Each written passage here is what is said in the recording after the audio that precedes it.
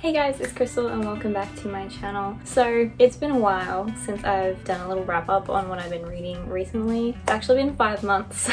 So for this video I thought I would sit down and tell you guys a bit about the books that I've been reading over the last 5 months. And yeah, before we get into it, I'm aware that my hair is really messy. We're all just gonna ignore that and pretend that I didn't sleep in it last night and that I just simply couldn't be bothered to replat it. So yeah, cool. Thank you. I feel like I haven't sat down and filmed a video in a long time because I've been very busy the past few weeks, but I'm excited to talk about these books.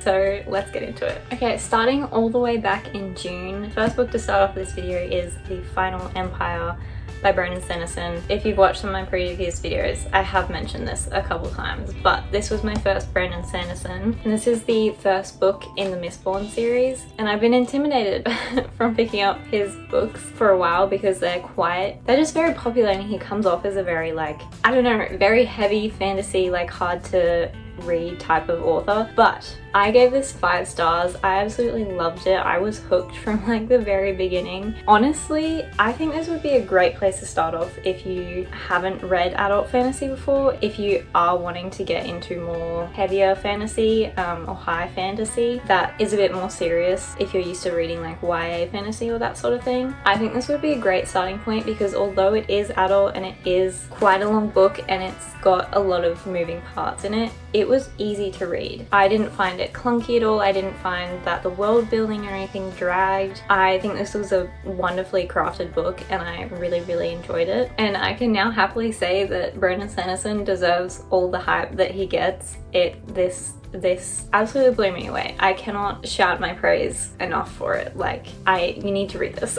Let me actually tell you what it's about so that you might be inclined to read it. So this book takes place in the Final Empire, hence the name. And there is the Lord Ruler, who is a very, I want to say totalitarian. I'm not sure if that's the right word, but basically it's a very harsh environment, specifically for one type of people, which is the Scar. But they are like slaves to all the upper class people, and they are living in like horrid conditions. It is like they live a very harsh life compared to the rich and the wealthy, who are just like living very lavish lives. And in this book we follow a criminal crew whose plan is to take down the Empire, which is an impossible feat. The Lord Ruler is essentially undefeatable. So we have our leader of the criminal crew, Kelsier, who is kind of wacky.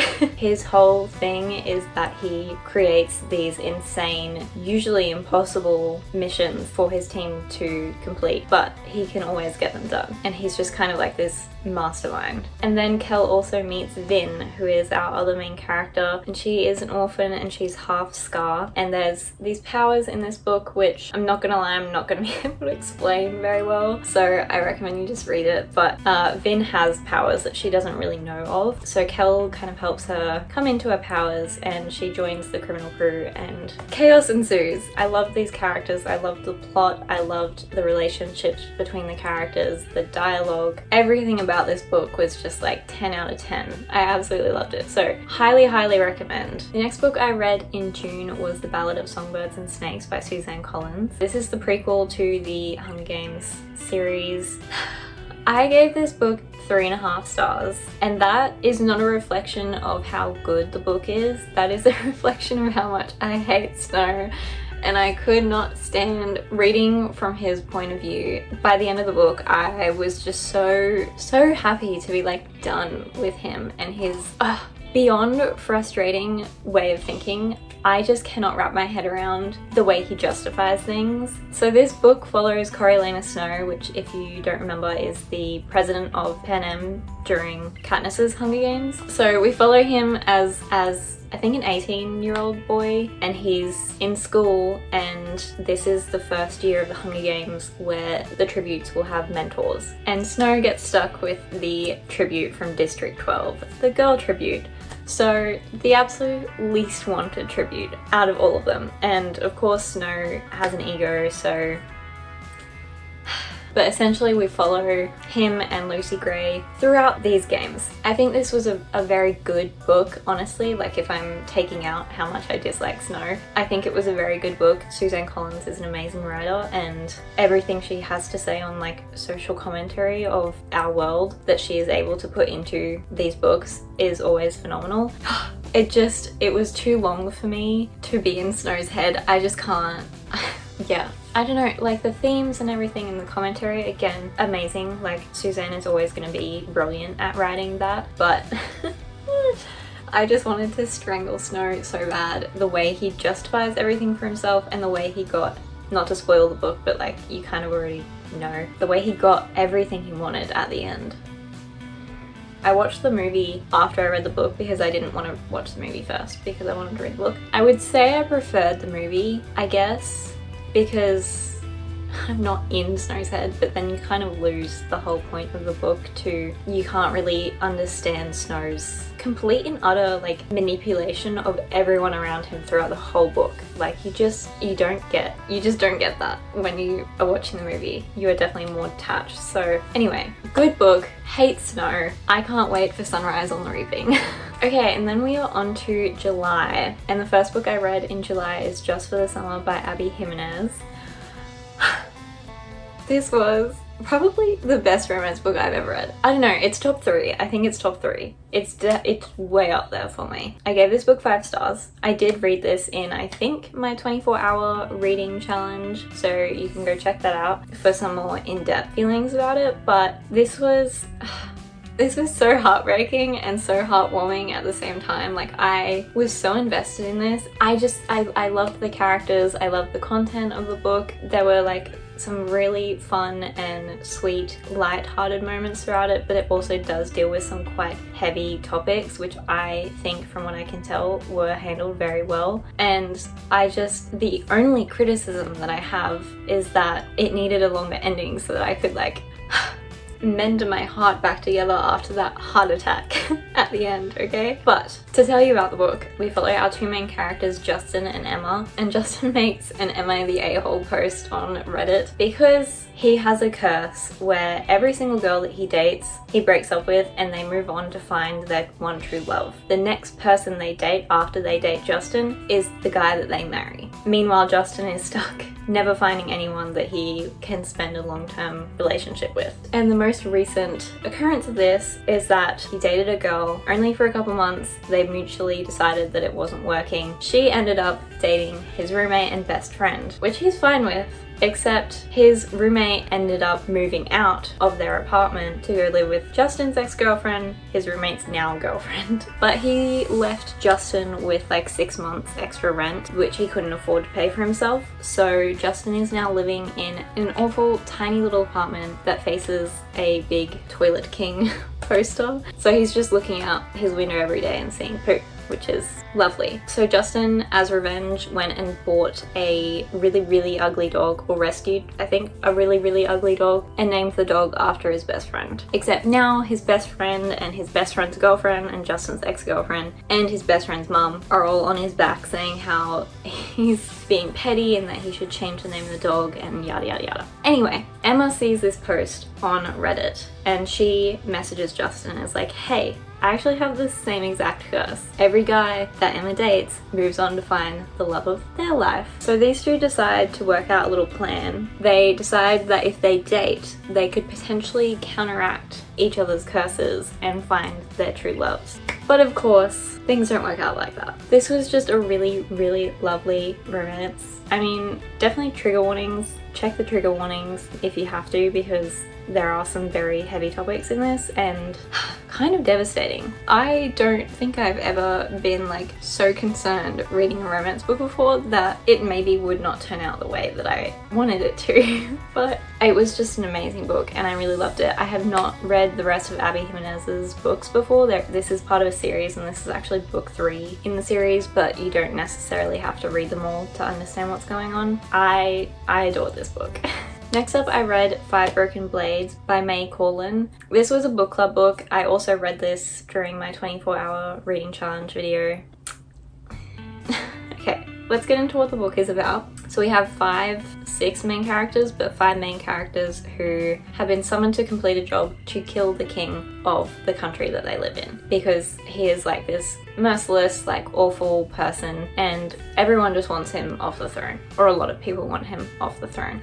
Except, how are all these people who are like untrustworthy, like liars and killers and whatever else, how are they supposed to get along to complete this job? How are they supposed to trust each other to complete this job? I gave this 3.75 stars. I think I would definitely lower it now. In my review on Goodreads, I said that this wasn't a bad book, it just wasn't a book for me, which I think I agree. I think if you were in the right headspace and everything, this book would absolutely hit perfectly for you, because the chapters were short, it was quick, the characters all have enough personality between the lot of them to, you know, be able to attach to them. But this book was introduced to me as like a Six of Crows for adults, and I think for me personally that just kind of undermined my experience with the book, because Six of Crows is so like amazing. The characters are so incredibly fleshed out and like complex, and the world has already been established from a previous series, so it's really rich. Whereas this book, I didn't find that there was a lot of complexity or depth to the characters and their relationships. The world was kind of meh, and there was not a lot happening. A large portion of this book is just the characters traveling to the capital of the country to kill the king, as opposed to them actually doing anything. Yeah, this just didn't hit for me, unfortunately. And I didn't find, this is supposed to be like a suspenseful book, because a lot of these characters have something on the line, so that they have to complete this job, because otherwise this will happen. And I just didn't feel that urgency. I wasn't really rooting for them, and I wasn't hoping for success, because I knew it was going to happen, and I just wasn't invested. But if you were in the right headspace, if you're looking for a heist book, or if you do want something similar to Six of Crows, then yes, I would recommend trying this book, especially if you're in like a reading slump and you just need something like quick to get through. The chapters were so short, and the writing was definitely very easy to read. So yeah, 5 broken blades. Next up, I read Mortal Instruments for the first time. I have videos on this documenting my experience, so you can go check them out. This is, if you don't know the Mortal Instruments, it's by Cassandra Clare. It's a very popular series, or it was very popular back in the day. It is an urban fantasy. There are like werewolves, vampires, these people called shadow hunters, which are, I think they were from angels and humans, the offspring of angels and humans, and they're able to like hunt demons. There's demons, there's mermaids, there's fairies. Essentially, the whole thing of this book is that all the stories are true. So every single fairy tale, every single monster, every single magical creature, it's real in this world. And we follow Clary, who has some funky experiences and then is introduced to the world of shadow hunters and demons and all of that, and just lots of things happen.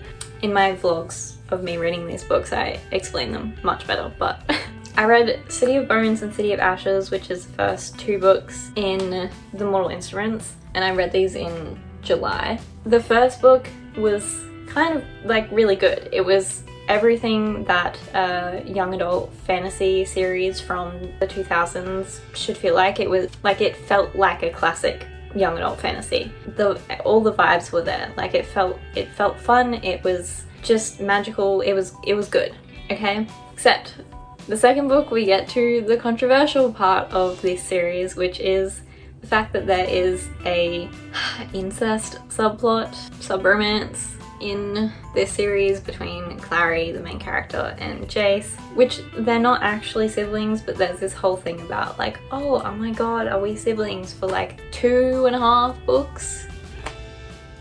So yeah, the first book was good. Second book, that gets introduced, and it's just a lot of pain on my end. And then in August, I read City of Glass, the 3rd book, and City of Fallen Angels, which is the 4th book. City of Glass, did not enjoy. That was too much for me, too much. Couldn't handle it anymore. I just wanted it to be over. City of Fallen Angels I actually did like. because we get a lot more content of Simon and like the rest of the characters, which I much preferred over Clary, except for the fact that we get a lot of Clary and Jace just being like absolute idiots in City of Fallen Angels, and I could not stand reading either of their points of views. I wanted them to go away. I didn't want to hear them talk anymore, okay? Anyway, go watch my videos on that. The Mortal Instruments, still to be decided whether or not I like the series. Yeah. Okay, next in August I read The Crimson Moth, or also known as The Heartless Hunter by Kristen Cicarelli? Yeah, for some reason this book goes by 2 different names. Don't ask me why, I am baffled by it still to this day, but anyway. This was a book club book that my sister chose. In this book we follow Rune, and where she lives, the country, or like the town, the place, used to be run by witches. However, there was a revolution where all the witches were murdered, and ever since, every single witch that is discovered gets murdered, because magic is now like legal. If you're a witch, you're essentially not welcome. However, Rune is a witch, which she only discovered after the revolution, and she is now a witch vigilante trying to protect and help as many witches as she possibly can escape their like isle. So at night she's a vigilante, during the day she is just a vapid socialite. However, the witch hunters are kind of catching on to her trail, so she kind of has to do a little risky thing to throw them off her scent, and she decides to try and start courting, I should say. This is proper society. The captain of the guard, I think he is. No, I think he's just like a witch hunter, but he's like really high up there. Gideon Sharp, who also happens to be her best friend's brother. My best friend's brother is the one for me. Gideon hates everything that Rune represents. He is not a fan of like the silly socialite life. He hates that, except he thinks that she is the witch vigilante, the Crimson Moth. So he also decides to try and court her so that he can try and trap her. Do they catch feelings? I wonder. So this was a really fun book. I really liked it. What did I rate it? 4.75. Yeah, I really liked this book, especially the beginning. After reading The Mortal Instruments for so long, I was hooked on this beginning so much. Like, I was devouring this in a very short time. I really loved the characters, I loved the world, I loved the magic. Well, actually, I don't know if I would say I love the world. I do feel like the world was kind of small and limited to just like this one town, which I think we will expand on in the next book. But the magic, the kind of history, and like the animosity between witches and non-witches was interesting. I think all the characters were very well fleshed out. There was a bit of mystery, the action was fun, the plot was good, the romance. Okay, this finally... So this is essentially like fake dating, enemies to lovers, sort of. There's a lot of tropes wrapped into this romance, but it was like one romance that I have read recently that actually was a good slow burn that makes sense for how the 2 love interests feel about each other, like from the beginning to get to where they are at the end of the book. Like, it makes sense. They took a good amount of time to get to the point where they were actually having feelings for one another, and they actually got to know each other, okay? They actually understood one another and had moments together where they were learning about one another and bonding. Can't say the same about some other books. But anyway, so I really enjoyed the romance in this book. I did feel like the whole book kind of fell off a little bit at the end, or like the 3/4 mark. I don't know what it was, but both my sister and I felt like it kind of dropped off in there, and I still can't tell you like what made me feel that way, but I did kind of lose a bit of interest for a moment there. I will definitely be reading the second book when that comes out, and I would definitely recommend this if you're wanting some witchy vibes for October, Halloween sort of thing. Definitely a fun witchy book and a really cute romance. I really enjoyed it. So The Crimson Moth, highly recommend, or The Heartless Hunter, whichever name it goes by in your country. Absolutely loved. Oh my god, I realized I have not been holding up my physical copies. I think I'm used to not having physical copies for majority of this year, but September I started off with a reread of Immortal Longings by Chloe Gong, because Violet's Things was coming out in September, I think, or October. I think it was September. Anyway, I listened to the audiobook when I reread this because I wanted to kind of get through it quickly. I really enjoyed this book the first time I read it when it came out, and I think it still held up. Immortal Longings, we follow two main characters with a few other kind of side characters that get point of view chapters, but mainly we follow Calla, who is a princess of one of the cities. So this book takes place in Sanart, which is like the twin cities. There are two palaces and there were two royal families.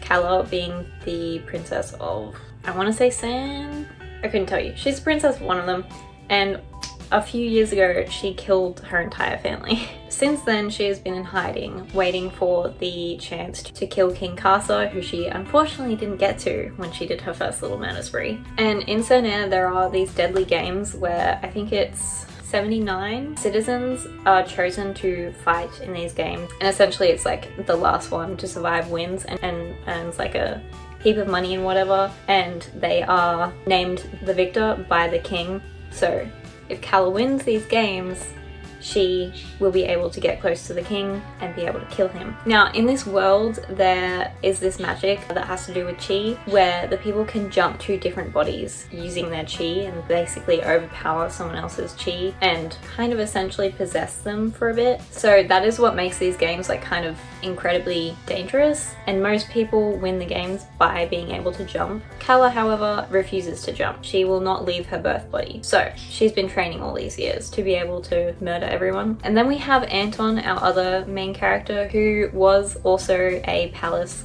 brat. He was the best friend of King Karsa's nephew, now adopted son August, and they had a little plot a few years ago that did not go well.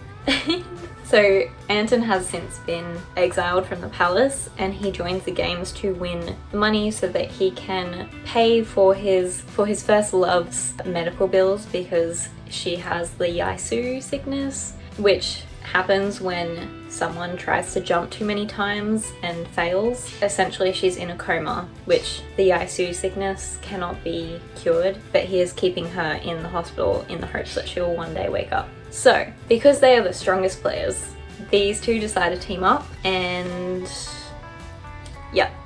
Things happen. I still really love this book. Sanart is really interesting. I love the whole vibes of it. I really liked the chi. I think this book was criticized a bit for its lack of world building or lack of magic system. I think it was adequate for a first book, and I still think that upon reread. The only thing I think is that this book was really marketed as like Callan and Anton having like an obsessive relationship, like unhealthy levels obsessed with one another, which you kind of feel a little bit towards the end, but I feel like it needs to be a little bit more. It needs to be more intense between the two of them, to the point where you're like, ooh, like that's kind of that's kind of not good for you to be thinking that way. But then again, if that was the case, maybe I wouldn't like them as much because I hated Magnolia Parks. But anyway, that was Immortal Longings. I gave this 4.25 stars. Next up, I read Daughter of the Moon Goddess by Su Lin Tan, which was my book club book pick for the month for September. Now, I mentioned in my DNF video that I have actually picked this book up before, and I DNF'd it because I knew it was just gonna be like too much of a high fantasy for my brain to handle at the time. But I did want to read this again, so that is why I picked it for book club. And in this book we follow Xingyin, who has grown up on the moon with her mother and their one attendant. Her mother is actually like exiled from Earth. She is the moon goddess, obviously, hence Daughter of the Moon Goddess. And Xingyin's existence is actually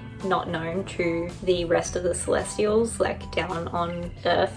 It's not Earth, but it's like the Celestial Kingdom. Except one day her magic like flares and her existence is discovered. So she has to flee the moon so that she can protect her mother. So Xingyin travels to this Celestial Kingdom and kind of has to make a life for herself and find a way to save her mum. So the best way I can describe this book is that it is a fairy tale book. It's like you're following a lot of different little stories about Xingyin's life over a pretty large chunk of time. In Daughter of the Moon Goddess, there are like, I don't know, like 7 different stories that could be a book on its own, except it's like kind of a brief recollection of it, because there is an overarching longer story happening of like Xingyin's growth as a person. So I didn't really understand that when I first went into this book. So when I started this book, I was heavily confused, and I feel like it was kind of a slow start for me. But then when I realized, I read some reviews and I kind of understood what they were saying about like how this book is written, it started to make sense for me, and then I started getting really into it and I really was enjoying it. Then something happens, and probably like somewhere between the middle part of the book and like the third act, the end of the middle to the third act, I just wasn't invested. I didn't really want to read it anymore. I just didn't like that whole situation. However, kind of at the very end, I was pushing through because it's a book club book and I wanted to read the whole thing. At the very end, however, it picked up again and I really started liking it again. So it did end on a good note for me, but I still am very conflicted about this book. Like, it was written very well, but I don't know if it's a book for me personally. Yeah, I'm not sure if I'll be reading the second book. But yeah, that was Daughter of the Moon Goddess. Tentatively recommend depending on your reading tastes. And if you are like, this is not a slow book because there are so many things that happen, but at the same time it does have more of a slow writing style. I don't know, it's hard to explain. I just have very conflicting feelings about this book. And then to end September, I started my reread of the Ember in the Ashes series, which I spoiled myself. I finally bought the physical copies. You don't understand how happy it makes me to have these books in my hands right now, okay? So I read the end of the September, I read An Ember in the Ashes and A Torch Against the Night. This series, honestly, is so underrated. It is so beautifully crafted from the very first book. The plot lines, the character arcs, the themes of the stories are so well woven into the first book, and they just are so consistent throughout the whole series. Sabatahiyah, the mastermind that you are, I am obsessed with this series. So a little bit about this series. The first book, we start off with Leia, who is a scholar, and this world is based off of the Roman Empire. So the scholars are the servants, they are the slaves, they have zero rights essentially. And then there are marshals, who are like the soldiers of this world, and they are the leaders, and they impose a very strict rule upon the scholars. And this book takes place in Serra, which is where the training academy for masks, which are basically like the top tier, like highest level soldiers in this country, they all get trained at Blackcliff, which is located in Serra. Now, when Leia's brother gets taken by masks, she decides to join the Scholar Revolution in order to try and find her brother. Now, for them to help her, they want her to go undercover at Blackcliff Academy as a servant to the commandant of Blackcliff Academy. And she is an awful woman. She basically runs through slaves like within days. She tortures them, she has incredibly harsh punishments. Like, Blackcliff Academy is hell.